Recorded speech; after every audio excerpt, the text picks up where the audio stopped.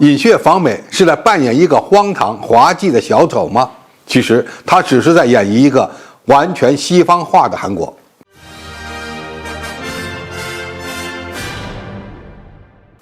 观众朋友，大家好，我是傅元绍。在竞选时就表态要把美国的核弹、战略轰炸机等请到韩国的尹锡悦，最近正在一步步地兑现其承诺。当尹锡悦在美国白宫献唱《美国派》后，连拜登都惊讶地说：“我真的不知道你能唱歌。”很多人也因此把他称为小丑。我们现在还不能说韩国政府在中美之间已经彻底抛弃了中间路线，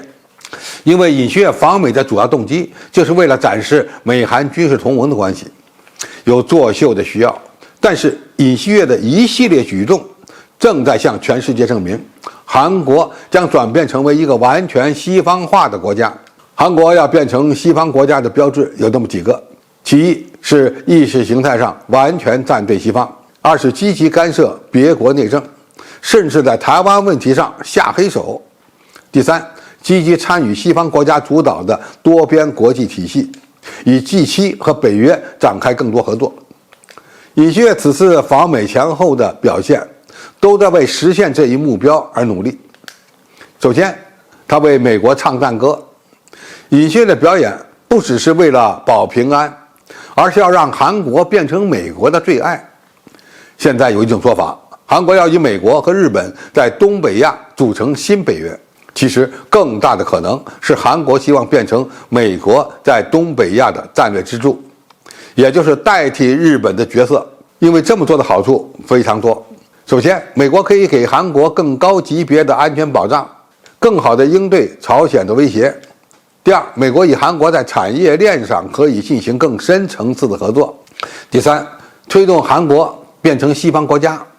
或者就让 G7 变成 G8。其次，韩国几乎采取了跪舔的方式，与日本就历史问题进行了和解，也是为了在转变成西方国家的问题上得到日本的支持。第三，韩国不惜得罪中国，在历史问题和台湾问题上的表态与美国几乎趋同，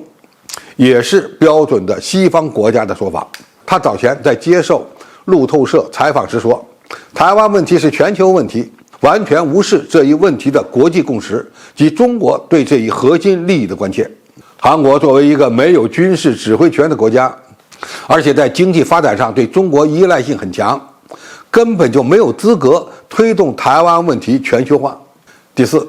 韩国看待国际问题开始以意识形态为主导，几乎失去了战略自主。尹锡悦在美国国会发表演讲中，主要谈的不是朝鲜半岛问题，也不是韩美经济合作，而是要把自由当成主题，刻意将共产主义与民主繁荣对立，甚至还扭曲抗美援朝战场的历史真相。虽然没有点名中国，但是他所提到的共产主义和朝鲜战争的历史，哪一个都是指向中国和朝鲜。根据最新的统计，尹锡悦在国内的施政好评率为 30%， 差评率高达 63%， 而外交差评居首。这也充分证明尹锡悦的外交并不符合韩国的民意。但是如果我们仅仅把尹锡悦的表演当成为无知，那就想得太简单了。尹锡悦不但明白紧抱美国大腿保平安的道理，更是积极推动韩国变成一个真正的西方国家。因此，我们不能简单地认为他只是一位美国驻韩办事处主任。现在的问题是，当韩国真的要变成一个西方国家时，对中国又会造成什么样的影响呢？最直接的影响，那就是韩国将在大多数涉及地缘政治和意识形态的问题上站队美国，仅仅只在经济合作上与中国保持关系。以后韩国与中国的关系更像是中国与澳大利亚的关系，基于中国与韩国的经贸紧密相连，双方撕破脸不大可能，但今后在其他问题上也会争吵不断。此外，更大的风险是韩国将更加依赖美国军力来解决其安全问题，朝鲜半岛局势将会进一步恶化，甚至不能排除会发生军事冲突的风险。总体而言，中国或许无法阻止尹锡悦政府全面西方化，但是完全没必要惯着畏威而不怀德的韩国。一旦韩方在敏感问题上突破红线，